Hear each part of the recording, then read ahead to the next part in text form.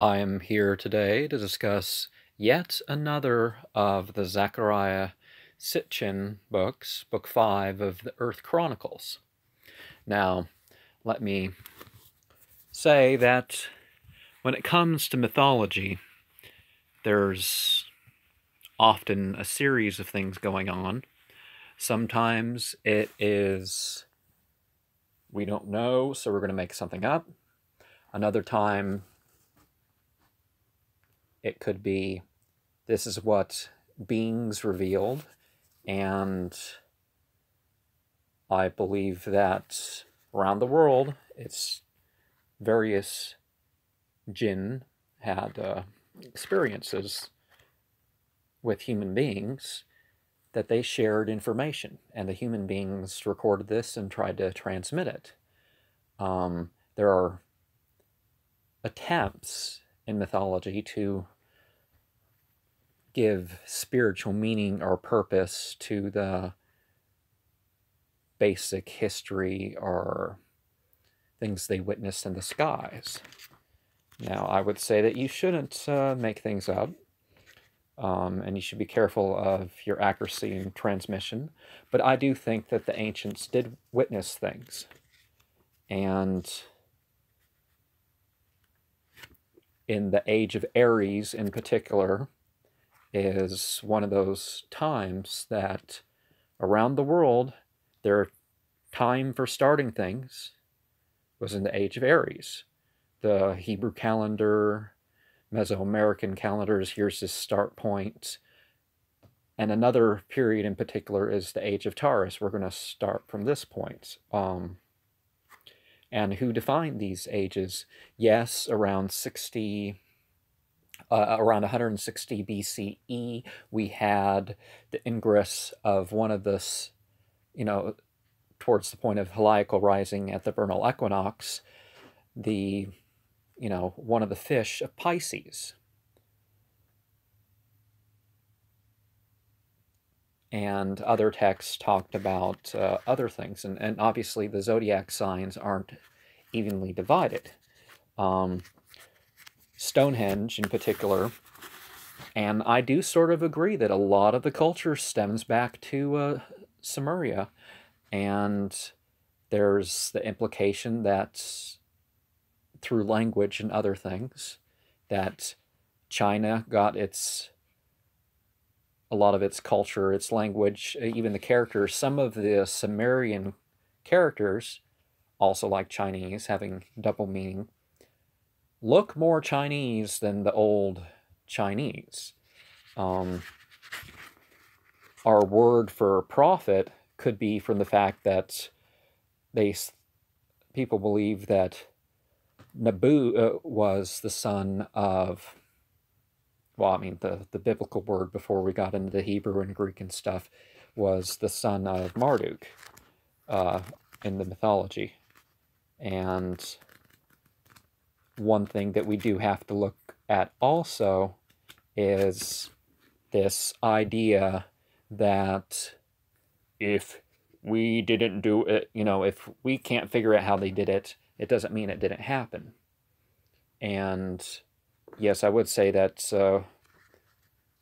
humanity is catching up in some aspects, or at least I would hope that humanity is catching up. And the Antikythera device, Stonehenge, they were devices to calculate things regarding the sun and the moon. And all sorts of temples were arranged very precisely in terms of observation of the heavens, rearranged over time, like Luxor and Karnak and such. And back to the issue, Nibiru, the place where things were combined, there's various numbers in the myths that even though, let's say that some of the literal aspects have been proven wrong, we can definitely look at the various things and say that there's meaning behind that. And I mean, why can't a myth be symbolically true and literally true. That's what my standard is for mythology, but there's, whether it's transmission issues or whatever, in talking to people who say something in regards to the nuclear holocaust of, where's the proof of this? Yes, there's been destructions, sometimes from the sky, sometimes other words, but before we go and talk about nuclear destruction, are that it's more than symbolic, that, oh yeah, the lion and the bull, and the bull being taken over by the ram and all this, and claiming that there was a nuclear war, that, oh, this is why they saw darkness or some other reason like that. Where's the evidence? And in terms of the Great Pyramid, we have conveyed undeniable, unrefutable evidence that it was really the Anunnaki. And if it was the Anunnaki, is that the best conclusion?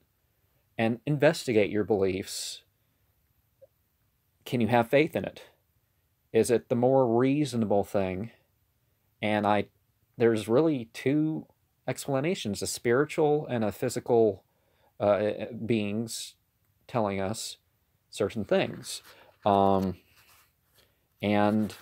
we hear about the famous Meh tablets, the 50 Meh tablets that had the information encoded upon it.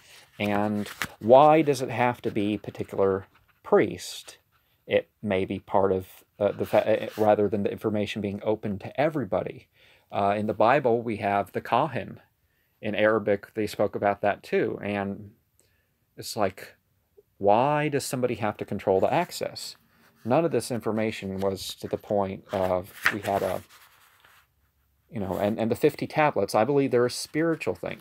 Yes, there's a lot of information encoded in terms of numbers and all that stuff. The bull, the twins, the pinchers, the tongs, the crab, the lion, and then, the maiden, and the scales, and the cutter, the claw, the scorpion, the defender, or the archer, the goatfish, the water bearer, fishes, field dweller, the ram. Stuff happened to change these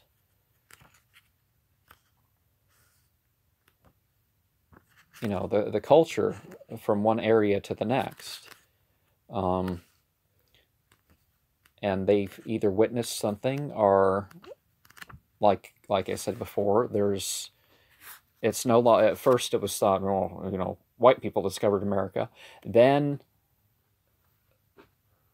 it was like, we're finding out right now that all over the, various cultures in Africa and Asia may have been more or less continually contacting the new world. But, there's a lot of things we can't quite explain. But oral history, particularly when you look at the fact that some of these maps, like the Paris map, you know what I'm talking about. Maybe some people will. Shows some distortion.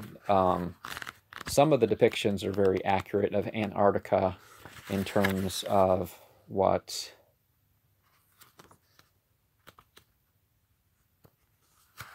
could be conveyed in, this is what the coast looked like 13,000 years ago. Humanity didn't all of a sudden develop. It doesn't seem like that, oh, we're intelligent enough to understand it in somewhere in the past 40,000 years, or even the past, go back to founding of Sumeria or something.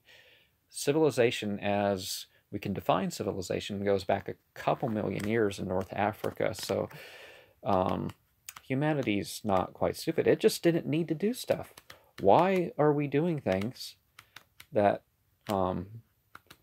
and oh, I should bring up the simple fact that when we look at some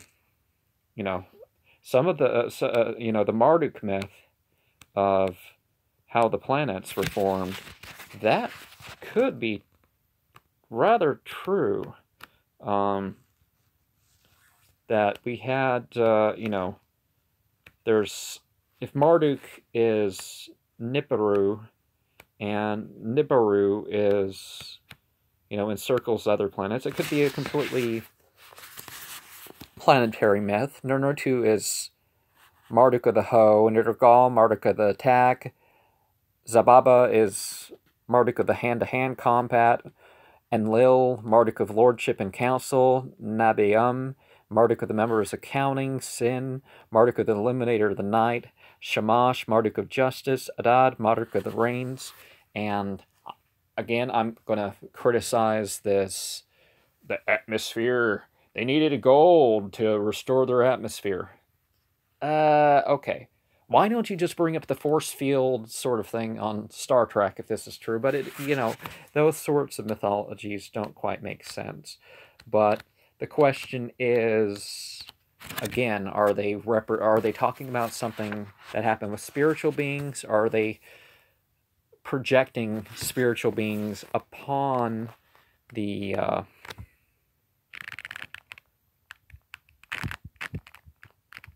you know, upon the occurrences of the stars? And you know, the similarities can be explained by projections, a lot of the similarities.